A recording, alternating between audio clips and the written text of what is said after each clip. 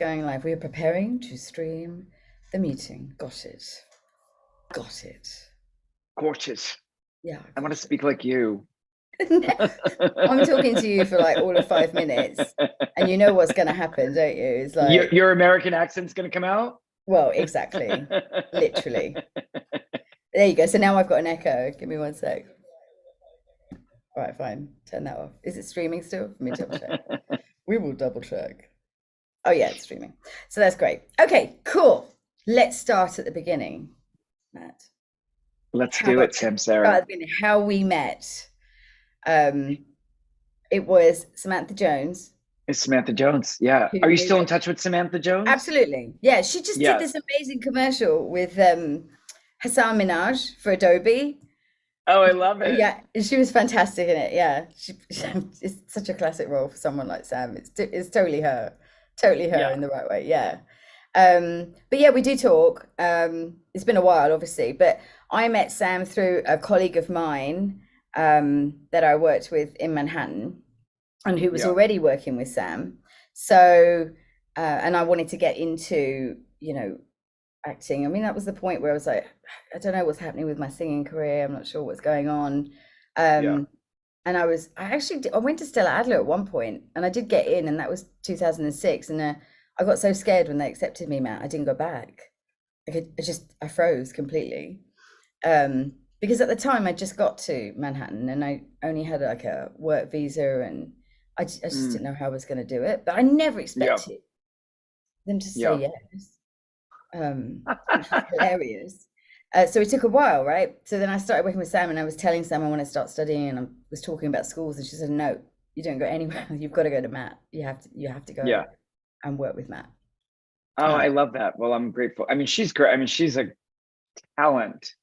Yeah. And I went to college with Samantha, and wow, right? always Sam, and I was telling Sam I want to start studying, and I was talking about schools, and she said, no, we don't go anywhere. We're definitely streaming, so I had to check it. Yeah. Okay. Yeah, no, she's a powerhouse, and she's in the Hudson Valley. I mean, I was someone that I had to train to get to my talent. I think Sam she was reckless abandon more than I was at a young age. That's really interesting. For sure. I needed technique, and I think that's why she teaches improv and I teach Meisner, is because I needed Meisner technique. I needed something to structure me, to find me, because I think I was more removed from myself, for sure, in my 20s. Oh yeah, for sure. I can imagine that's quite a transformation. Yeah, no, I can imagine. Because I remember when I began training with you, I remember our first meeting, and I remember Tessa laughing from the office. Because I don't remember our first meeting. I want to hear this. Oh my God, you don't remember? I didn't realize what I'd done, because I was sitting talking to you, and I remember just saying, no, I'm doing this. Yeah. But in my mind, it didn't occur to me that you had to agree and say yes. So of course Tessa heard me saying, no, I'm definitely doing this. And I just remember hearing her laugh. I had no idea what I'd done in that moment. And when I look back, I'm like, oh, okay. But you were bold, and I love that. And you have a boldness to you, Samsera. You're bold. Thank you. I feel like I lost some of that when I came back to the UK, mainly because it was beaten out of me by some Britishness. That's interesting. It is different. I hit this town like a tornado of a different kind. The New York sort of mentality, swagger, how we hold ourselves, that we don't realize that we're doing. Yeah. And so I'd get a lot of, she's a bit intense, isn't she? Yeah. So I'll take bold. No, I think bold's great. Yeah, it's great. And I remember, and this was what blew my mind. So, I lived on 34th Street. And so I jumped on the bus thinking that bus was going to go straight to 11th. And then the studio at the time was on, I think it was 48th and 43rd and 8th, right? Yeah. And I thought, okay, so I'm going to have to get off at 8th and walk up. And the bus turned. So I've come out of my apartment building, got straight on the bus outside my apartment building. So not only did it turn on 8th, it then turned on 43rd and dropped me Oh, at the bus stop right there. Oh, right okay. in front. Oh, I know that bus stop on 43rd and 8th. Yeah, yeah, I know exactly where that is. It kind of blew my mind. I had to stand there for a minute and be Yeah, like, how is this possible? I've lived in this location for X amount of years and I have a door-to-door bus service yeah. to In the old Times Square Art Center, which is now the basement of it, is a Chick-fil-A, no, Samsera. no. Yes. And upstairs is offices. Yeah, it's yeah, I mean it's heartbreaking. It's the cliche story. I mean, when I trained as an actor, I studied at Carnegie Hall in their studios at Carnegie Hall, and they used to have all these dance and acting studios. I mean, it was famous. And I remember in the 2000s where they made that into apartments. Yeah, it's really sad. But that building So was amazing, wasn't it? Because there were it vocal was coaches and who else was it's in there amazing. were some incredible teachers in There there. were yeah, a lot of theaters. Roy Arias had his theater. There were vocal coaches. There were probably, I'm sure, there was another acting class down the hall. And I mean, that was a unique time. Or like I used to always say, these are the good old days. You Those were the did. good old days. And Yeah. then 30, and I'm really grateful to be on 36th Street. And we have 3 spaces on that floor, which is great. And that's really special. And it's a new good old day, you know what I mean? But like, of course, the Yeah. 43rd Street was my first home that I had by myself, that I wasn't renting from another Shetler Studios or from a studio, right? I had the lease. So that was a big, and we had that little stage and we did shows. And I mean, we did a lot in that space. I Talk mean about small we New York remember. theater. Yeah. It Yeah, was a we did very a lot of special work in that time. room. It was a very Very special special. time. Very special time. And I'm really proud of the different incarnations of students that and had. It was interesting as well when you decided to move to say, I remember you looking for a space and looking at different like rooms and stuff. And 2015, that was 2015. Were you in the new space? yeah, Oh, so yeah. did Matt, you take class in the new? how's that red working for you? Oh, that's right. I painted It's, that. yes, I remember that. Samsera, I remember that now. Yeah. And I love the red room, and red is the color of transformation. I think red and black. It was red because I feng shui the Yeah, but I think red and black are the colors of transformation. they are, and also because that room was, I remember that room was in the south corner, and according Yeah, to feng shui, it's still, that wall is still red. I love it. And my father passed in March, which was Oh, I'm unexpected. sorry. Yeah. But he was a jazz musician. But my students ordered this really cool wire collage of a pianist, because my dad was a sax player. But he lived to 88, and it said, you'd appreciate this, Samsera, 88 keys, 88 years, play every note. That is just gorgeous. Yeah, so that's on that red wall now. Oh, Matt, yeah. That Amazing. you painted and that I you painted. came up with the color of. And then we have these little like block marquee letters that say MCS. So that's really special. It's And beautiful. that just went up the end of June. So when I go back in September, Oh, I'll see that again. yeah, take a picture for me and send Yeah, it back well, to me I if have you it. want. I'll message Yeah. it to you. Yeah. Yeah. Yeah, I'll give it to you. Yeah, for It's sure. just as I mean, we were helping you create that space. I mean, we all went through the grieving process with you, of letting go. I mean, we all went through something in the letting go of the old and the stepping into the new. I was looking for a new space because I was heading off on a new part of my journey in my creative life. Yeah, really. And it's great to have been part of that too. So now you've got the room that was in the building, the second one. I remember you had just begun to open that up. And now you've got so we had the room locations. next door. I gave that room back during COVID, and then I took the room next to it, which was the luggage place. I remember. So we have that. And then I have that little room now across from the elevator, which is our coaching room, on camera room, or like green room for shows. I can only imagine. Yeah, and I just texted you that photo if you want. Oh, good. Okay, I will have see it or share it. Yeah. I put it on Messenger there. Yeah. Okay. Oh, okay. Hang on. Let me see. Oh, this is gorgeous. Oh, that's lovely. And it's all metal wire, is that right? It's all metal wire. Yeah, it's very, and they surprised me. Gorgeous. I wonder if that works. Yeah, I can see it there. Yeah. 88 keys, 88 years, play every note.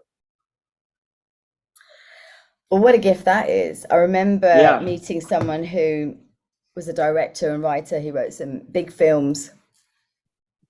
The idea that we as people can be our own instrument was quite new to me at that time. And the idea of playing your notes, you know, Hmm. in that way. Hmm. And so I love that you just brought that up because that's totally it, isn't it? Yeah, and Learning I to play always your saw notes and then, yeah. acting training as notes, or your inner life is notes. And some of us are trained young. You're only allowed to play these notes, or people only like, we learn what notes to play really. And then we Yeah. have all these other notes that I think we need to integrate. Don't get me started because I've just started. I mean, I've always been a fan of astrology, so I've Yeah. started looking into birth charts, and I've found some config. I've been down the rabbit hole the last few days, Oh, it'll suck you in. It'll suck you in. but I found some really cool stuff, and now it's like reaching out to friends, like, can you just tell me yours? Because I just want to compare it. Yeah, yeah, yeah. Oh, I It's love cool. that. Lots of I'm fun stuff. Capricorn. I'm December 23rd, so I'm Capricorn. Well, you'll have to give me. Okay, I'll need your time as well, and then I'll plot it for you, and Yeah, I I'll do have it. to get the exact time. Yeah, Yeah, it's like because that affects 8 the something. houses. Yeah.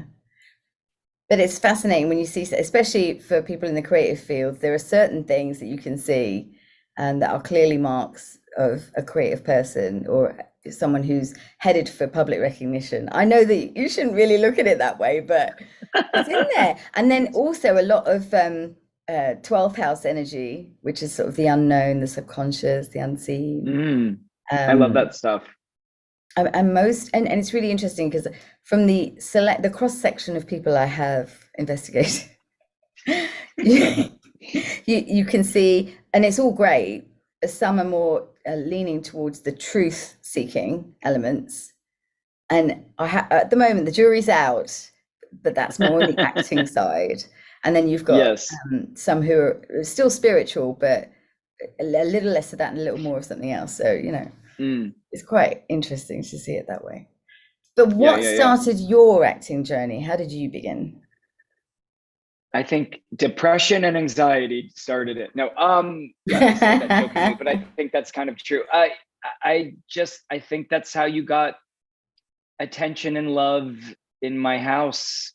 Being a kid of a musician, entertainment and performing, and that was praised. That was you were given attention if you did something artistic, and I think growing up with movies, of course, and musicals, and escaping and fantasy. I'm sure I was a fantasy addict at a very young age.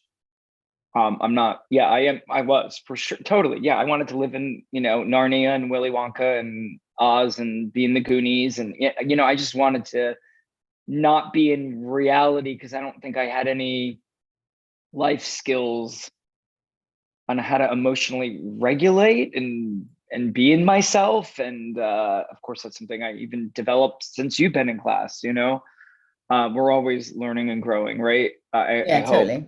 we grow or we die, right? Like that. It's pretty clear. Yeah. So I think that's what got me into it was, yeah, some of the songs I even picked, from those movies, yeah, that need to be seen and heard and be in another world. Yeah. I mean, Robin Williams talked about it, didn't he? That it was his, Yes. and even musicians, it's our relationship to loneliness. We pick up a guitar or it's how we relate to that Yeah, you feel loneliness. finally understood. Yeah. And you're also part of, like, being in a play, like you're part of something. It's an immediate family. You have to be accepted on some level, and you have to do this thing. You know what I mean? So Yeah. you Checking have a in. thing. Yeah. Yeah, you're checking in and you do something very intimate very quickly, and it's a bonding that happens like, I don't, something about doing plays when I was a kid. Like there's something about that was like, I needed community really bad, and to be with people more than maybe most kids. Like I just needed more connection. Yeah. Yeah, loneliness. Yeah, I just think I was, yeah, I just needed to be part of things, and then eventually become a leader. That was very natural for me to segue into. I think I always was a leader, just to lead. Well, your book talks about your journey as well, doesn't it? Yeah. If you survive 7th grade, you can be an actor. Hold on one second. Just hold on one second. Come in. She's either going to the bathroom or getting my book. I'm not sure. Good. She got my book. There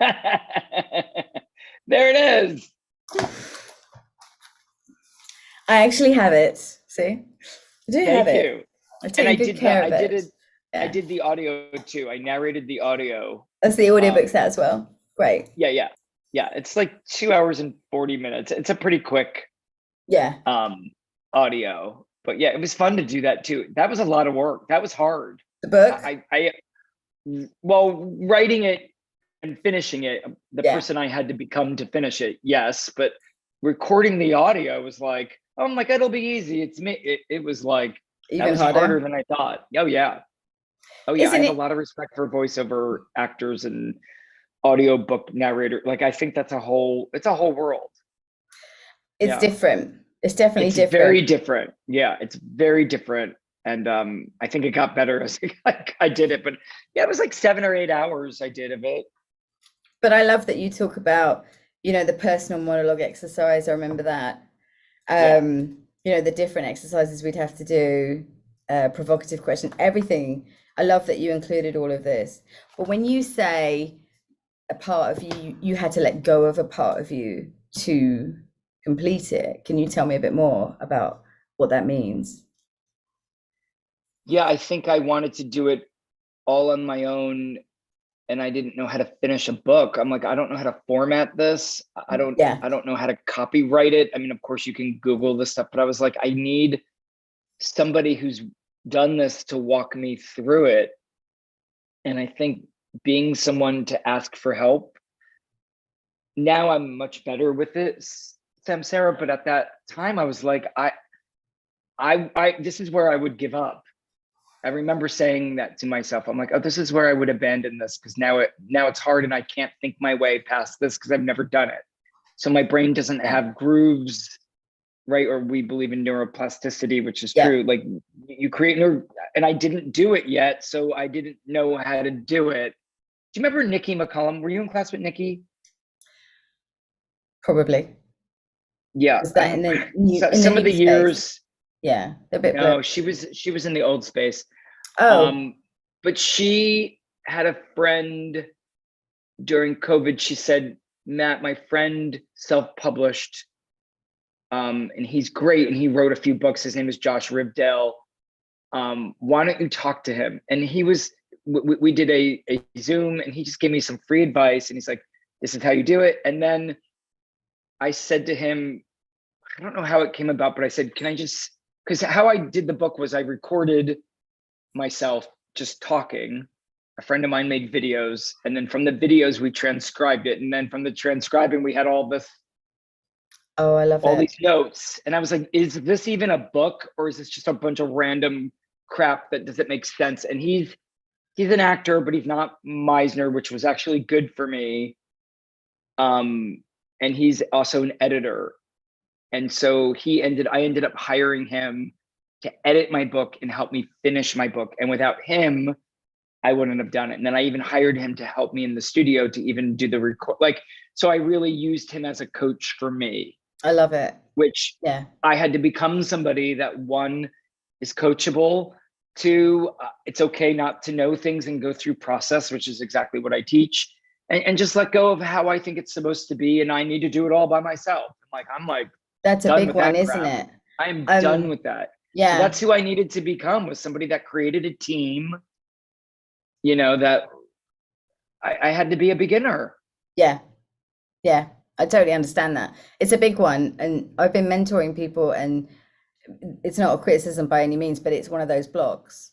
This idea that, especially if you're creative, well, they're my songs and that's my idea. And, not letting someone touch it. I had to break through that in the songwriting space with Jodie, definitely as well, like really to trust someone, because I'd write stuff, well, now thank you to, or Samsera, you and I do it. You need to check this, and let's push back the idea that someone could make me better by challenging. I think you said the key word there, Samsera, trust. And I just trusted Josh. Yeah. I just trusted him. and it made me feel really close with him, it's great. It's great, and it changed my life finishing I that love it. book and publishing it, and then doing the audio. I'm glad you talk about it. I Yeah. have it forever. I have it forever, and it's a great tool when like people want to audit our class or they want to know what to prepare before class. I'm like, hey, pick up my book, pick up the audio, pick up my book. So it like, and it already gives you cachet because you're somebody who wrote a friggin' book. I mean, you know what I mean? Can I curse on this? Is that okay? Sure, it's up to you. It's Okay, you good. too. Yeah. I mean, I'm still struggling over the name thing. Just to quickly let our listeners know, there's a trademark issue. Someone's been trying to, well, infringing on my IP, and is trying to have my trademark expunged at this point. And there's a whole thing around proving that I've used it and performed using my artistic name, which of course I have for many, many years. Yeah, I remember yes, I remember that. Yeah, and it's a shame that people want to harm other artists in that way because it was so unnecessary. But okay, I accept the challenge. Let's go. Yeah, let's do it. Whatever. You always find a way to win. You always do. I think there's an element, isn't there? I think there's a bunch of stuff that happened, especially lockdown hit me quite hard, and well, it hit a lot of people quite hard. Me being in one location, not the other, the flying backwards and forwards, all of this sort of stuff, and my world of creativity, as it were, has been international. But so many shifts, and now I get to go on my own journey, a different kind of journey, because it's all there. Of course it is. It's interesting. I'm wondering why, and forget all the dynamics and details and all the reasons I could be annoyed and upset, but there's got to be something to it. I just don't think it's accidental. It's like a universal message is kind of forcing me to look at things a certain way. So I'm taking that challenge on, put it that way. Yeah, and I think or I just live in the world of now, okay, this is gonna build future me. And I can't see it yet. And I'm very motivated by who I'm becoming. Yeah. Well, it was you that gave me this book. It was you that gave me, I remember calling you and saying, Matt, I don't know what I'm doing. This all hurts. It's bad. I've given up this and I'm doing this and I'm trying to make this happen. Yeah. And you suggested a book, I think it was called Failing Forward. Oh, I did? You did. Oh, I thought you were going to say The Artist Way, because I think The Artist Way. Well, I had that one. I think that's awesome. Well, The Artist Way is amazing. I read it. I think it's one of those books that at a certain time in my life, I was ready for some of it and not ready for other parts of it. Yeah. It's one of those that you'd pick up again, but Failing Forward was one that you put me in touch with at that point where I was making this transition, didn't know sort of whether I was going, back to England, staying, and New York, of course, didn't let me go, which is wonderful as well. I thought I was letting go, and New York was going, no, we're not done yet. Yeah. Yeah, and that was an interesting concept as well. Failing forward was a big one, wasn't it? It's like you're going to make mistakes, and like you said, the becoming is going to involve a lot of undoings along the way, and new things and better things replacing them. It's how we learn, right? So it's almost like there aren't like it's part of learning. And if you decide that your identity is somebody that gets to learn and grow forever, then you get to learn and grow forever. And it's part of it. I'm somebody that gets to learn and grow. My teaching has evolved. My life has evolved. I want more joy, all that stuff. Yeah. I get to change too. Yeah. We're allowed. Exactly. We're allowed. It's a privilege. And I think that was a gift from COVID for me. Okay. Samsera, was that I have to change or shrivel up and be depressed and die. And I think from that I learned, well, I want to always be changing now. That was a gift. This is now who I am, as somebody who gets to always change and take another risk and try something new and mess up. And some things are a hit, some things are a flop. What are you going to do? Yeah, I want to. Yeah, so I want to start playing some of your songs, some of your choices, so we can have some music too. But how do you deal with, when you go through the evolution, how do you deal with the letting go and the transformation that's required in the rest of your life? So friends, places. Because if vibrationally your level of awareness is increasing, then not everyone can take the same you're not going to be for elevator ride everyone. with you. Yeah. You got to be okay in the I think there's a transition of you being in the unknown. Yeah. And I think the quality of your life is based on the amount of the unknown you can tolerate. I bet you've got a lot of 12th house stuff in your chart. This is what I want. Probably, I don't know. Probably. I hope so. I think, yeah. Well, like I decided that, like we teach in Meisner and acting, Samsera, you know, like if you can be in the unknown, and that's okay to you, instead of you forcing an outcome or going back to the old lover, boss, students, you know, trying to live in the past that you had. Yeah. The new things that come to you that you're actually generating and creating is remarkable. But you have to be in the new identity that you don't know yet, because everything you want is you don't know what it's like. So you have you're in the becoming. You have to be in the unknown to get the future that you want. You have to be. You can't, otherwise you keep living the same thing over and over and over again, and your mind is a record of the past. So it just keeps recreating the past over and over. So once you get your patterns and programs and how your subconscious, and I've brought all of that stuff now into class. Oh, I love it. I love it. And that's shifted a lot since you've been there, because I didn't have that education. But now, what you're generating, what you're creating, what you're I don't love the word manifesting, but what you're mentally rehearsing, right? Like emotional prep, we do that in real life. And really getting out of your story and out of your past. I think we did a lot of that though when you were there. We did do a lot of that. I think it's all about journeys and the time. And I think especially with acting and any kind of creative training where you're learning to own yourself, and especially the darker parts of you, and you know, your self-acceptance. You know, my big thing was, well, people would say accept yourself, and somewhere in me was a voice saying, accept that the life you're living is your life and you're just trying to make something else happen that isn't meant for you. But that's kind of what this thing was doing, until I saw that no, I'm living the life I want to live, and I've had to stand up, claim it, say I want it, and then take what comes. You got to be intentional. You got to be you got to be really intentional and specific, and you also have to create the emotions of how it would feel to get it. Which is the intention part, right? Which is which is like emotional manifestation that we do in Meisner, right? So like it's really creating that heightened reality in you that you already have it, right? Because like attracts like, right? You put two guitars next to each other, you know this. You pluck the G string on one guitar, the G string on the other guitar will vibrate. Yes. You being with me, you're vibrating in me. You know what I mean? And I'm not like a woo-woo guy, or maybe I am. Well, but you know what I'm saying? Like, you attract, right? Yeah. And I think the groundedness. You attract what you are. I believe that. Because life doesn't show up how it is. It shows up how you are. So you change the way you look at. You change the way you look at things. The things you look at start to change. Agreed. It's easier said than done. That's the work. Of course. That's the do your work part, isn't it? And finding the new meaning in every situation. We're meaning-making machines, aren't we? We're meaning-making machines. There you go. I say that all the time. So, and your brain needs to have a story so it can feel certain, because it hates being in the unknown. Yes. But that's where all the goods are.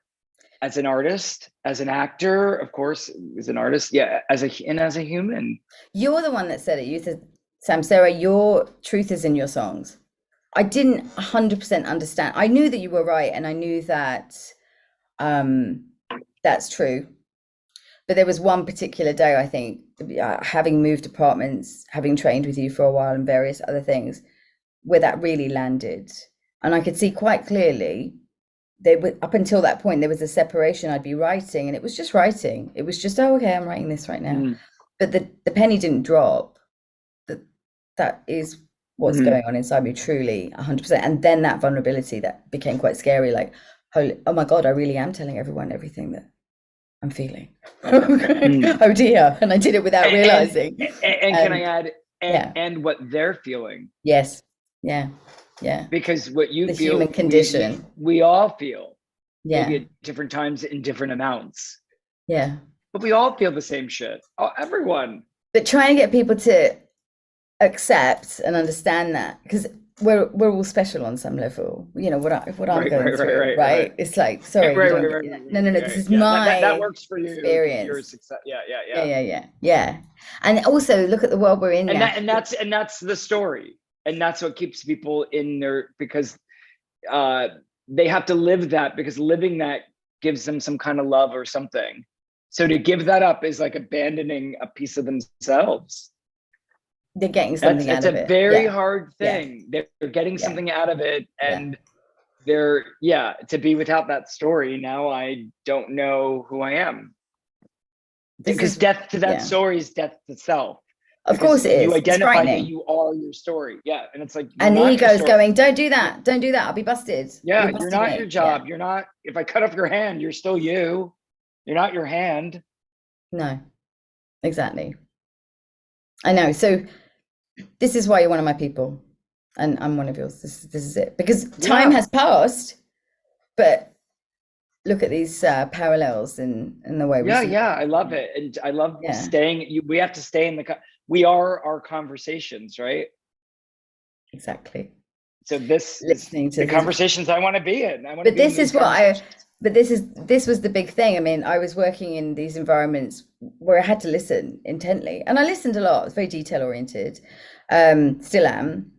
But working with you, and I think, and I'm not saying that wouldn't have happened anywhere else. It's just it was a big light bulb moment for me to listen in that way, not just listen with my ears or listen with my head, but the whole entire somatic experience of being It's in me physical. and listening. Yeah, listening is quite physical and exhausting, right? You leave class and you're like, oh my God, that was a workout.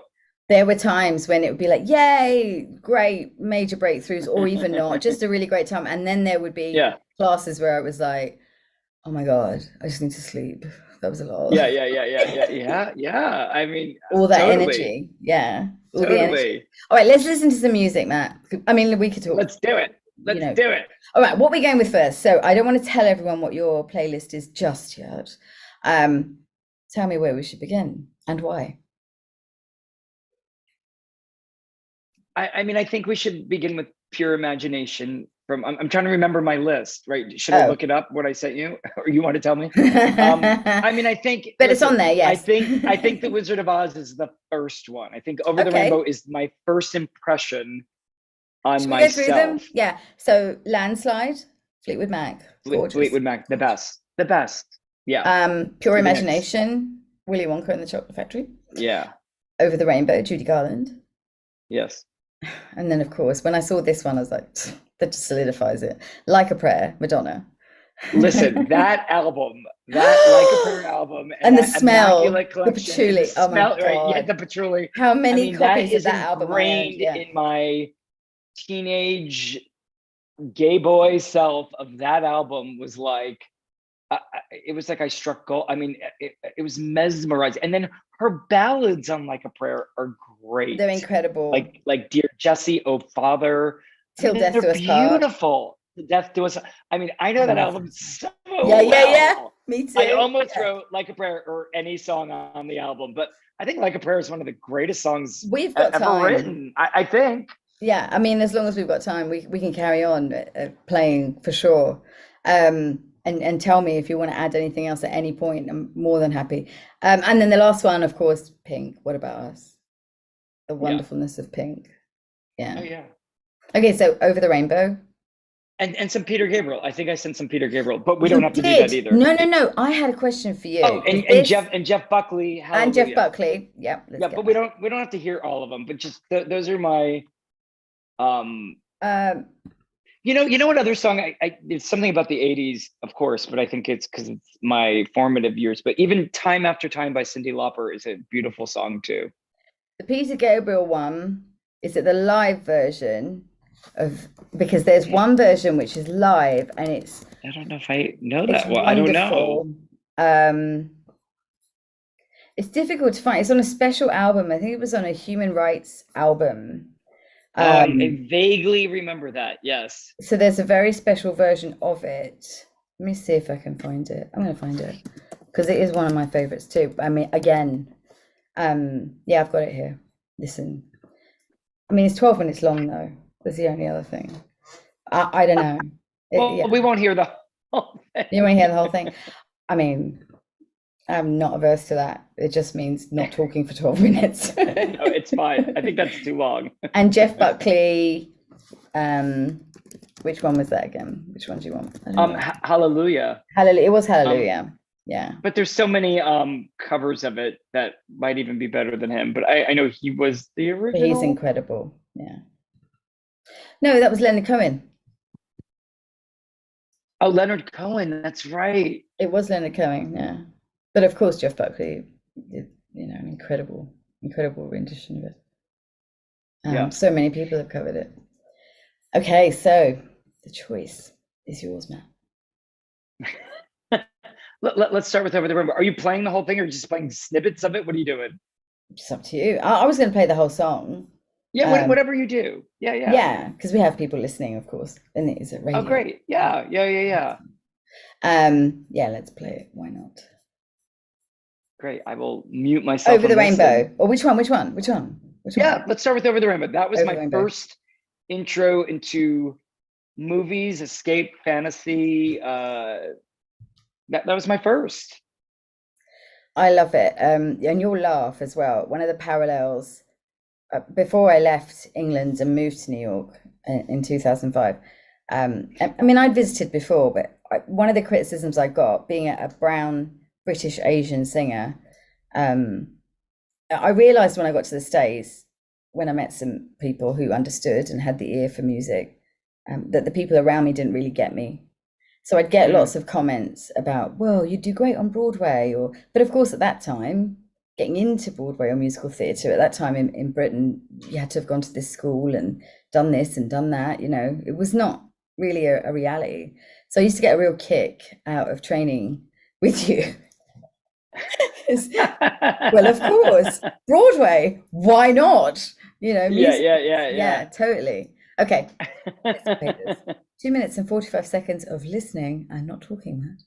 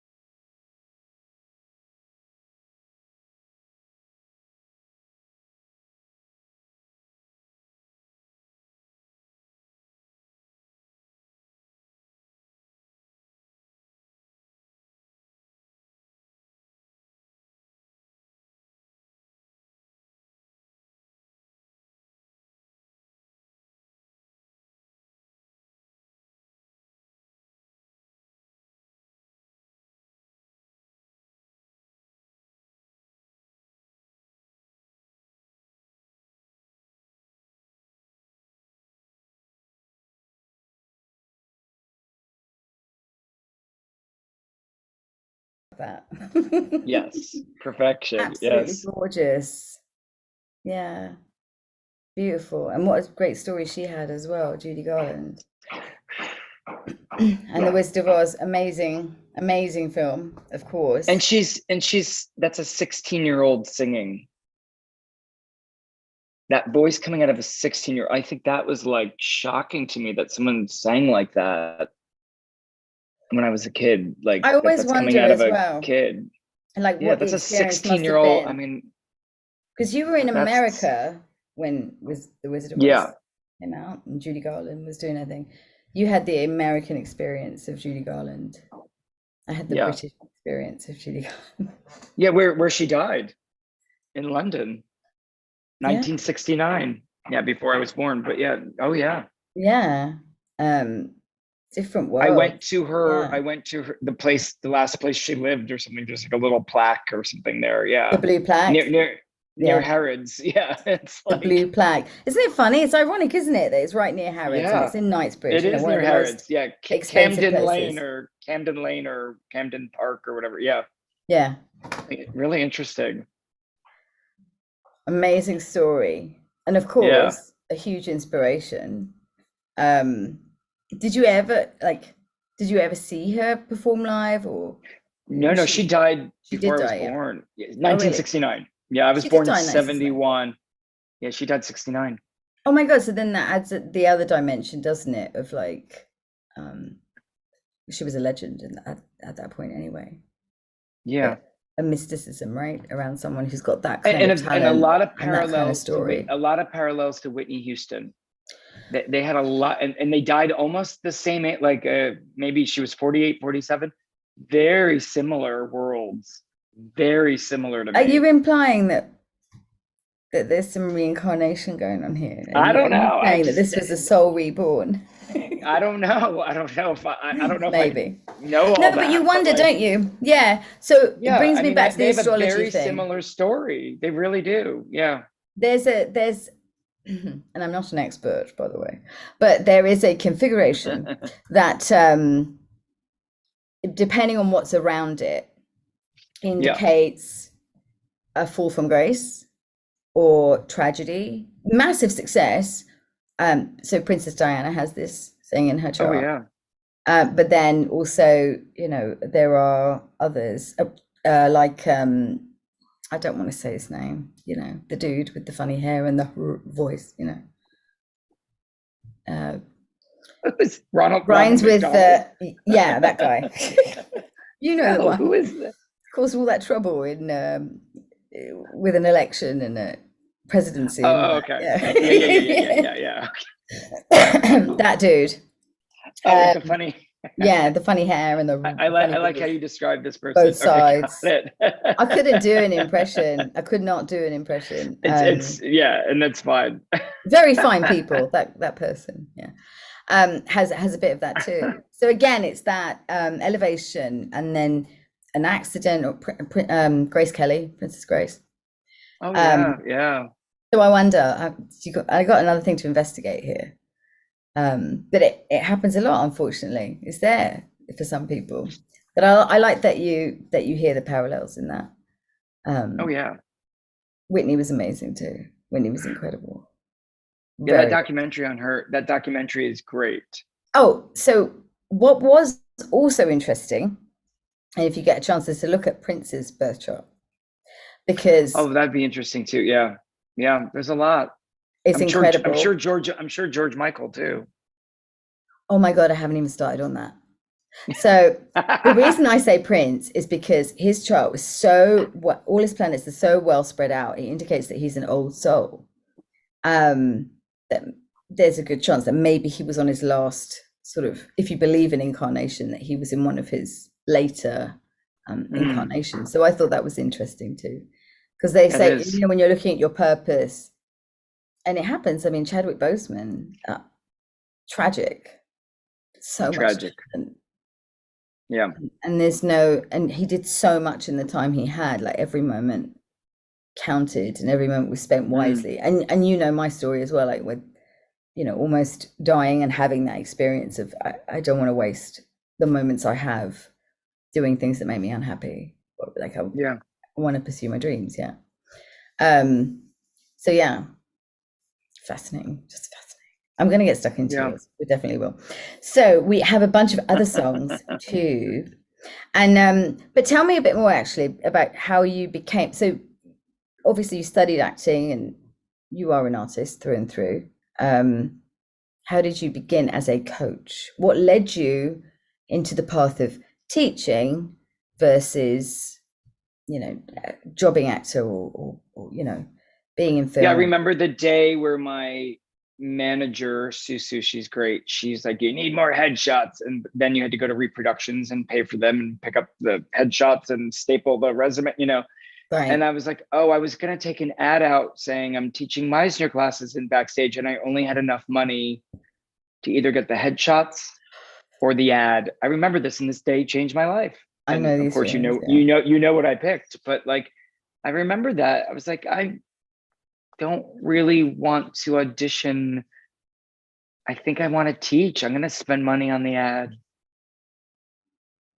that was a turning point of my life 23 years ago. Was Dina one of your original students? I remember Dina. Dina, and I think that ad got me David Lippman. Do you remember David? David, of course. Yeah, who was the judge on Law and Order for years. So I was like, wow, that ad was worth everything, because I had David for years. I remember David. Yeah. Yeah. Dina was at Shuttler Studios. Yeah, Dina I met like she worked at a store in Hell's Kitchen. It was called Tokens, and I directed the woman who owned the store, had a solo show, and I directed her, and then I met her. Yeah. But you Dina, also directed Taraya's show. Sorry, you just reminded me. Turia, I remember Turia, yeah, I remember watching that online streaming. I thought it was fantastic. Produced by Alicia Keys, her daughter. So that was really cool to work with Alicia and do that show for her mom for her birthday. It was a gift from Alicia to her mom. What a cool gift you get to perform in 54 Below, right? I didn't realize that Alicia had produced it. Oh yeah, because I watched the whole show, of course, and she was incredible. I was at rehearsals with her and everything. Yeah, she gave notes and helped and was awesome, and just a joy. Yeah, incredible. All right, so which song is next? I think we need to go into Pure Imagination, because I think that's kind of the order too of my life. Yeah, I think so. So when you first heard Pure Imagination, where were you? What were you doing? Like, what are your memories I was of the song? A kid sitting in my living room floor watching our old TV that you turn the knob. I remember this, and watching, on that old color TV that was probably terrible color, now, but like, watching this movie where I saw this man who was kind, but he was up to something.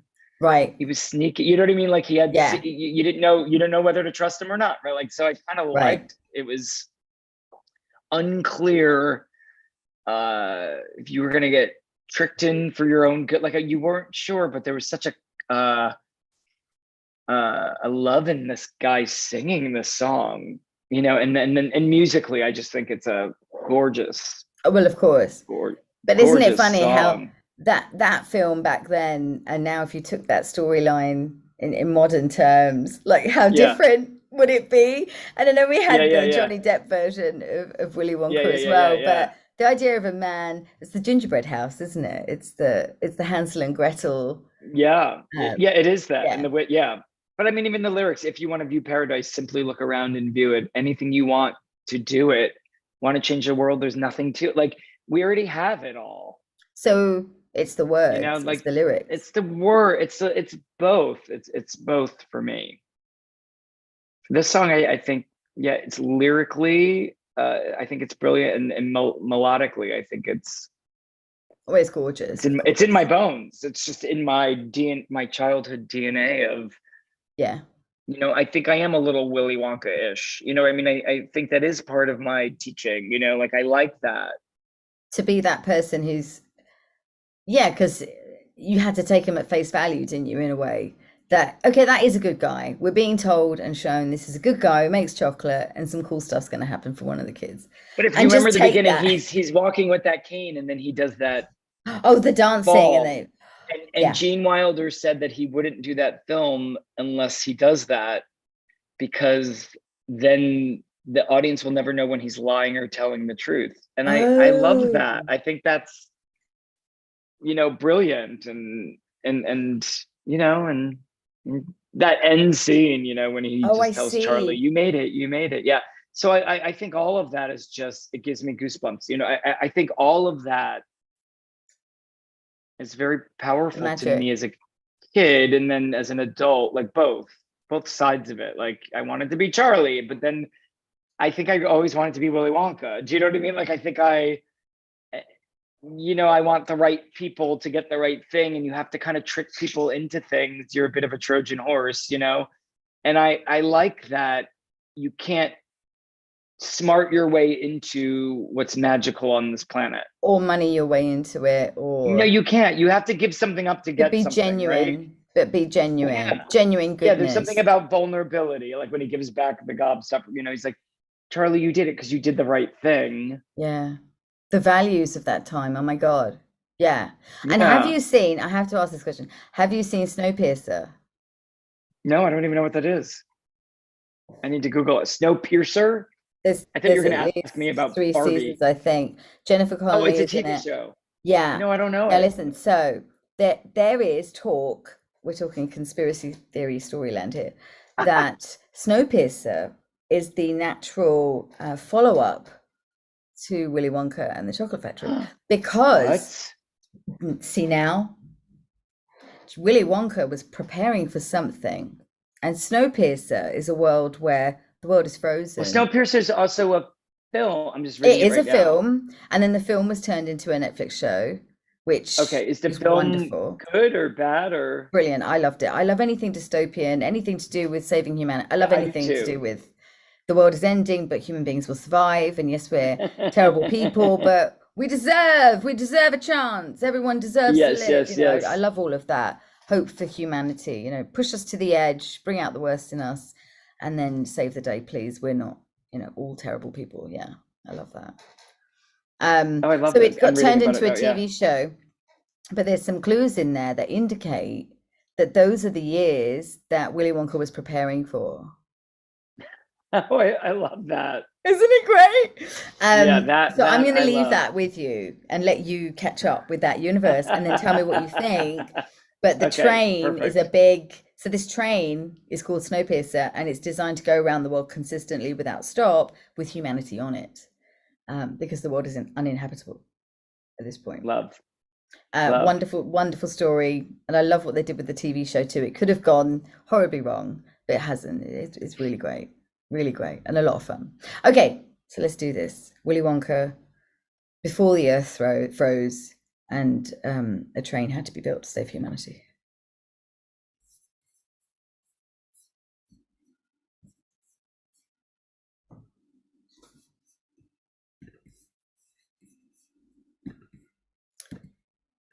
I was just taking my time, that's all.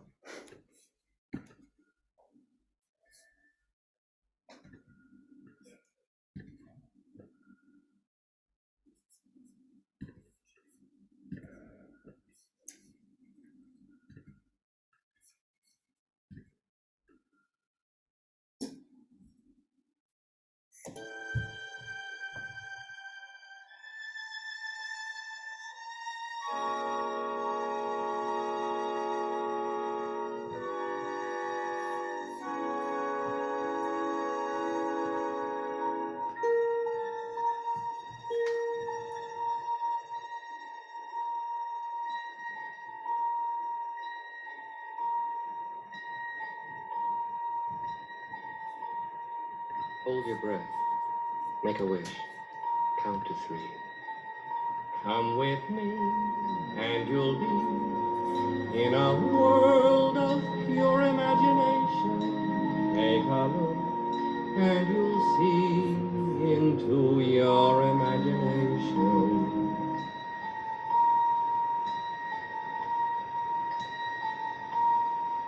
We'll begin with a spin, traveling in the world of my creation. What we'll see will defy its explanation.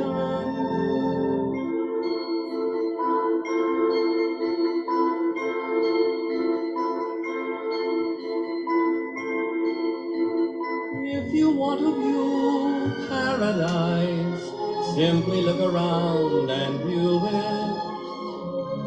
Anything you want to do it. Want to change the world. There's nothing to it.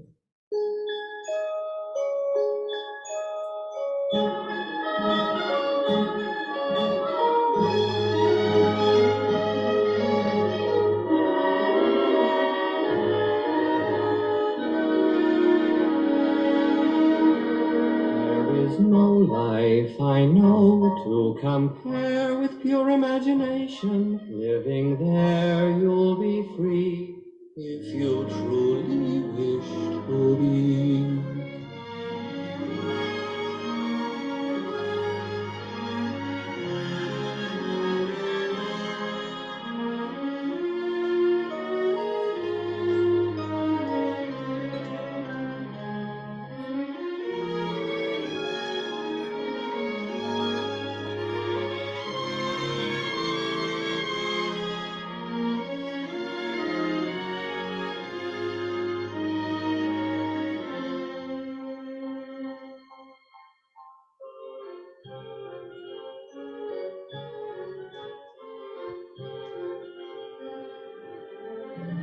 If you want to view paradise, simply look around and view it.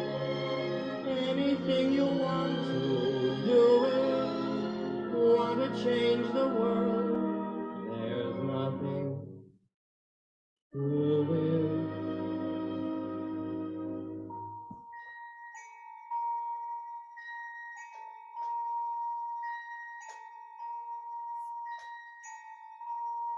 There is no life I know to compare with your imagination. Living there, you'll be free if you truly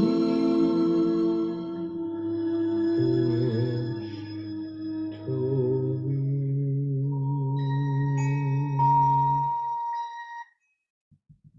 Gorgeous, of course. Those little notes, dun, dun, dun. Yeah, those are great.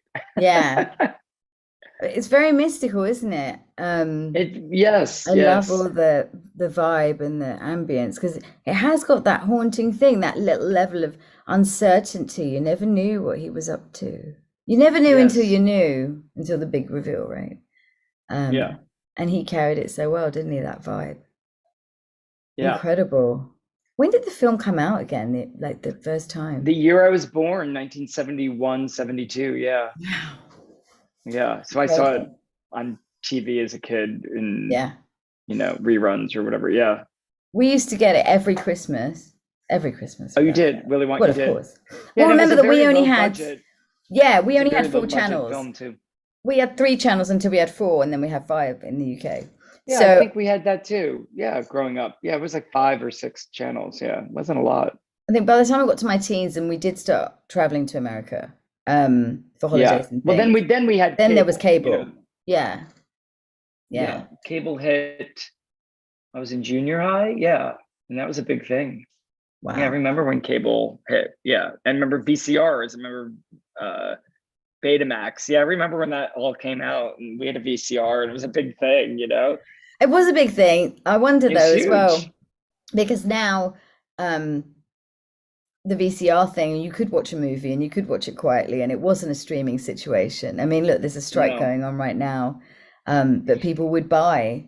And I remember listening to a talk, I think it was Matt Damon, and he was saying, you know, that movies would get made and then there was a second revenue channel that would come through, because then you had the DVD market, and sometimes you might not hit it at the box office, but you'd hit it later. You'd hit it it wasn't quite residuals, was it? It was just another format for purchase. And he was just talking about how the risk of filmmaking and storytelling has just skyrocketed, and it's a lot different. You know, you're not going to get the same returns. The world has changed, how we view things has changed. So contracts have to change, right? Exactly. And there's a whole conversation around AI, and you know me from the technology side, that I'm more than happy to have. But when you say Willy Wonka was quite low budget, well, Star Wars was quite low budget too. Yeah. And these were incredible movies, like Jaws. world-changing stories. Too. Jaws too. Yeah, I think Rocky, which is one of my favorite films. Rocky also, yeah. I mean, Rocky, the story around Rocky and what Sylvester Stallone went through. Brilliant. Brilliant. Yeah. So, but I think there's something to that, isn't there? I mean, I'm not saying that the budget should be lower, but it's almost like they were focused. What you can do. The story was so great. good. Yeah. Yes. The story was so good. The truth of it was so good. Yes. The essence of it was so solid that you couldn't screw it up. You couldn't fuck it up. You couldn't. Yeah, essentially. Okay, so anything you would like to talk about, Matt? Because I've been running this. I like you running it. I'm glad I don't have to run it.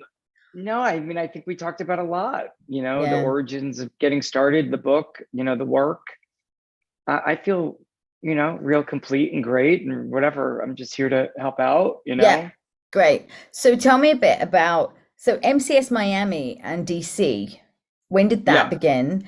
And tell me a bit more about what led you to that. And is it different from training in New York? New York's been a mecca, obviously, for learning and art for such a long time, just like London has in many ways. And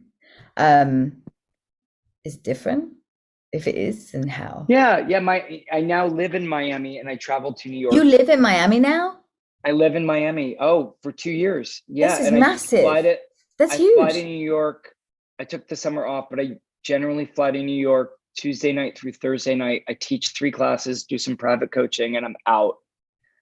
And then the studio runs without me. And then I have 3 classes here in Miami. I only teach 1 here, but we have now 3 sold out classes. It's pretty brilliant. And we started 2 years ago, and it was not an easy begin. And the first class we had all turned over. They weren't the right people, but they were the people we had in the beginning. And I was like, I don't know if people are going to get this here or want this type of classic training here or really want to go there and do some deep.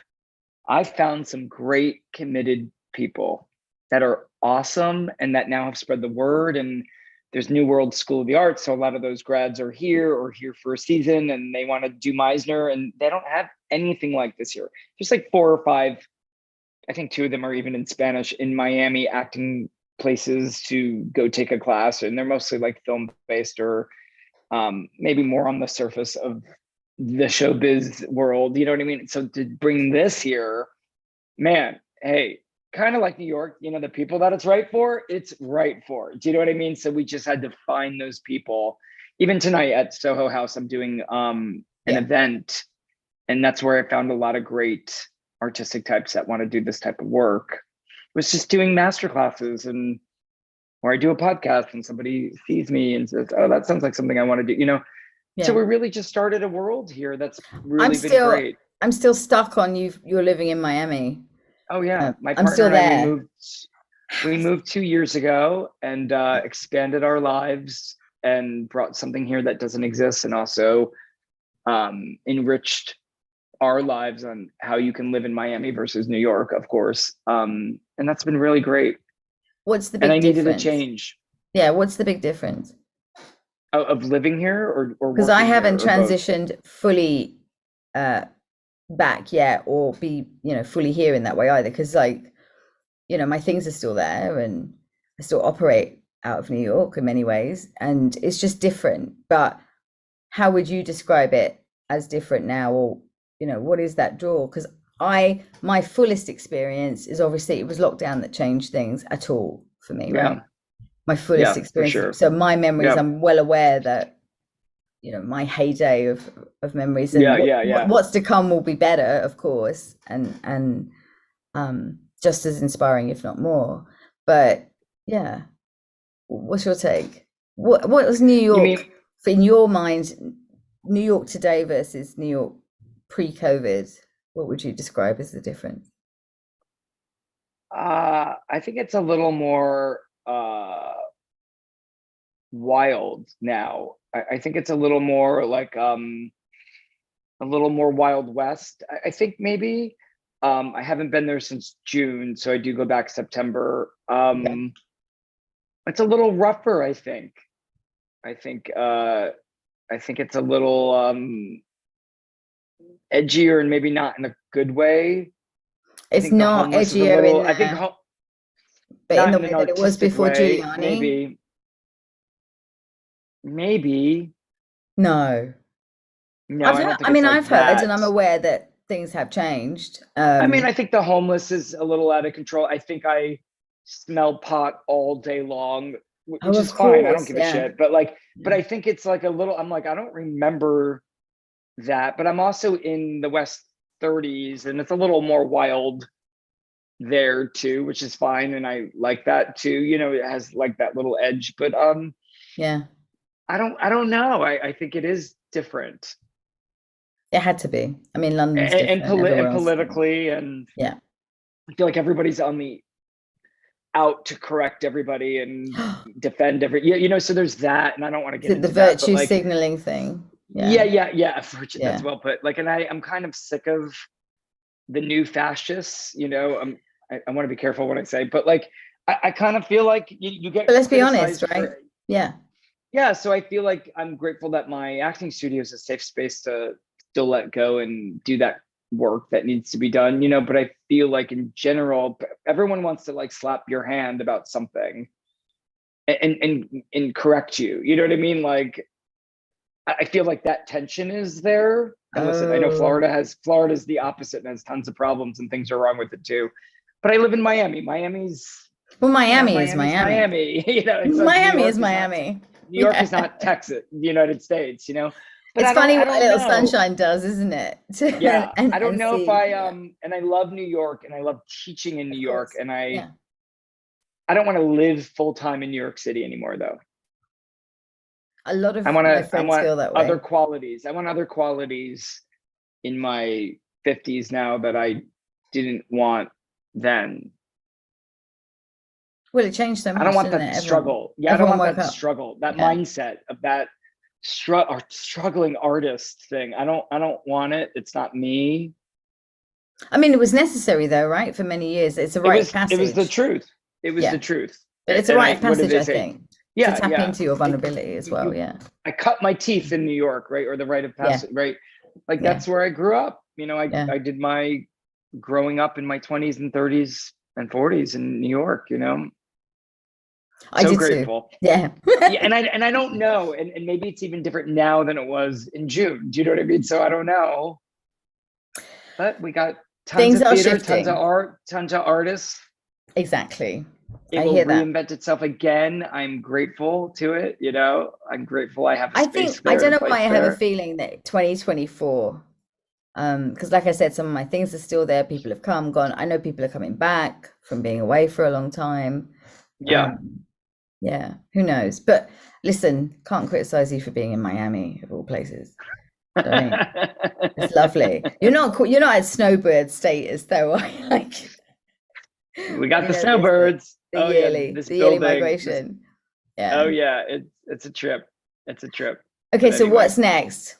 In your eyes, I think I will play as we wind down because it's 12 minutes, but it's worth every second, and I hate to. Oh my gosh. I hope I have enough time. I do have to get out of here at we've got 10 minutes. 1:40. Okay, yeah. Okay. Well, we've got more than 10 minutes. Yeah, but if you need to go, you need to go. It's okay. Yeah. Right, I got it. I have to go. I have to go at 1:45. Okay. Fine. In which case, I will play the remainder of the list. But why don't we then play Landslide? How about that? Great. One of my favorites. Let's do it. Let's do it.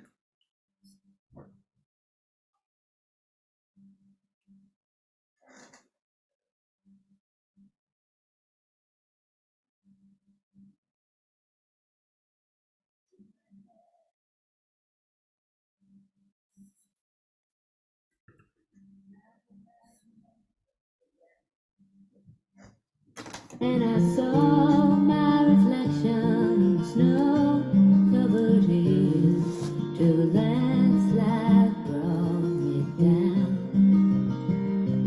Oh, mirror in the sky, what is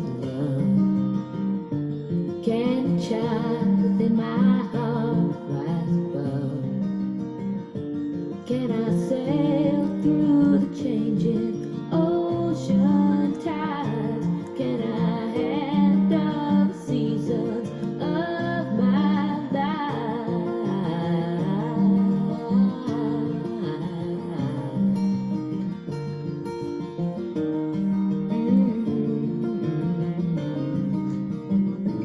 Well, I've been afraid of changing, 'cause I've built my life around you. But time makes you bolder, even children get older, and I'm getting older too.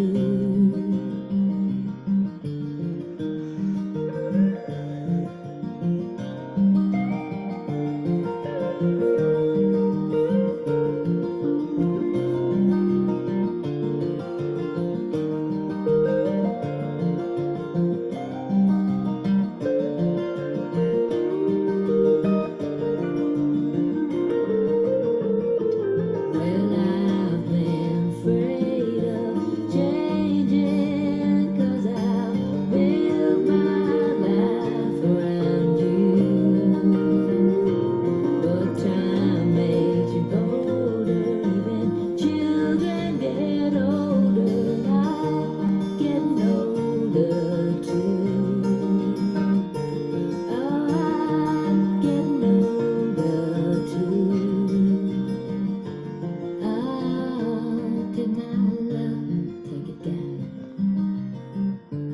Climb a mountain and turn around. And if you see my reflection in snow-covered hills, where the landslide bring down. And if you see my reflection in snow-covered hills, when the landslide bring you down, oh, the landslide bring you down. Beautiful. It always makes me emotional, that song. It doesn't matter like how many times I hear it. Oh, it's great. It's a great song. Why did you pick it? I don't know. I mean, I love the lyrics. I used them in class for years. I just love Stevie Nicks' raspy voice. I like, I don't know. It just, and I'm sure, yeah, what the lyrics mean, like, Yeah. Yeah, that's symbolic, and it's not It's very literal personal, either. isn't it? Yeah, it's very personal, even though if I don't know why it was written or what it was about. But yeah, there's just something about I'm getting older too, and It we're is. in the It is that sky. What is child. love? Yeah. Can the child in my heart rise above? Can I handle the seasons of my life? I don't. And then she says, I don't know. You know what I mean? I love that. It's not like I can handle it. Do you know what I mean? Like, I mean, but that's these are like big today's. questions. These are big Yeah, questions. these are big questions, and These they're are, how not am I going to live answered. without you? How will I be all right without you? Yeah, I don't know adulting. if I will Yeah. be. I like that it doesn't answer it too. I never thought of that, but it really doesn't answer it. It lets you be in the question, Again, another art form that I think we need to hear and see more of, right? Yeah. So we've got 4 minutes, and I'm going to Yes. definitely play the rest of the songs that you chose. I love it. Thank you. But I want to give you the opportunity to speak in these last few moments before you have to rush off and leave me. We need to do this again, definitely, at some point. We will do this again. Yeah, I have a gig tonight at Soho House that I have to start prepping for. But nice. No, I mean, listen, I'm honored to be here and to see you and spend time with you and hear you. It's been too what's long. Going on in you? It's been too long. So much to catch up on. It's so wonderful to see your face, and I love you so much, Matt. Really. Thank you. Love you too. I'm very lucky I get to do this, and I get so far that I've been able to bring my friends into my world in a different way. I really feel like it's a privilege, so thank you for joining me and sharing your songs and just the natter, just that remembrance, isn't it? The energy, that exchange of like, being ourselves. Yeah. Well, it's great to be in a conversation that I want to be in. You know, I love these conversations. This is the stuff I want, you know. More of them to come. Oh, and is More there of them going to to be come. another book? Will there be another book? That's a great question. Let me just do the shameless I- plug again. Yeah. Da, da, da, Matt's da. book. If you survive Um, 7th grade, you can be an actor. Just so you know. Yeah, I'm sure at some point, or I'll do a revised version of stuff. I'm sure. Okay. So the next chapter, the next update, the next iteration of Matthew Yeah. Corazine. We're trying to launch LA now, and yeah, it's in the process, but everyone's on strike there significantly. So right now that's a little hard. Well, it's But important that's work, okay. isn't it? We'll do it.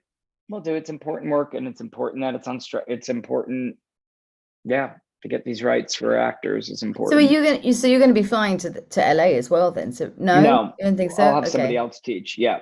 Okay. I went there in May and I did a masterclass launch. Oh, I love it. Yeah. Yeah, and I have some former students that are going to teach there, but that and their schedule and renting a space, we're just working it out. There's just a lot of details for that it's not like New York. New York's so easy for me because I've been there so long. So just get a space in New York is like easy. To do that in other cities and finding the right spot at the right time and the right location with parking, it's like a whole, Miami's really like that. It's a whole world. It's a whole No, but this is your bold move. Easier. We always said this as your students and supporters as well, the whole expansion thing. And I love that there's an angel fund. I remember we talked about it. We talked about it so many times. There should be an angel fund because, the number of times somebody would be like, I can't pay for class this month. I just can't. Especially we really used that during the pandemic. Yeah. We really did. And you do teach online as well, don't you? I know that I do. I have one class, Monday afternoons, 12 to 3 EST time. And if anybody wants to jump in that, I do have space. We have like 10 to 12 students. It's a 3-hour, it's actually a really fun 3 hours. Stuff gets shifted for you artistically. We do repetition, we do cold reads. I do scene work, we do scene work on Zoom. And, I don't wish to have 9 classes on Zoom like I did during the pandemic, but I like having one. I think that's great. I love having one Zoom class. So in the last few seconds, it's 6:45 now. 1:45 for you. Famous last words. Leave us with a quote, Matt. I mean, okay. Wow, the pressure. The pressure. I always say, life is happening for you, not to you. I think that's really important. And you are not your thoughts. I think that's really, really important. Life is happening for you, not to you. And you are not your thoughts. Yeah. There you go. Listeners. You're the one observing it, More to be said on this topic. And to be continued. Absolutely. Absolutely. Thank you. Thank you for having me. Thank you. Thank you. I'm grateful. I'm really grateful to you. Thank you. This was an honor. Pleasure is mine and the honor is mine. Thank you, Matt. You've made a difference. You made a difference for me and you made a difference in my life. And I really had the privilege of beginning this part of my journey with you. So thank you. Thank you. Much love to you, Samsera.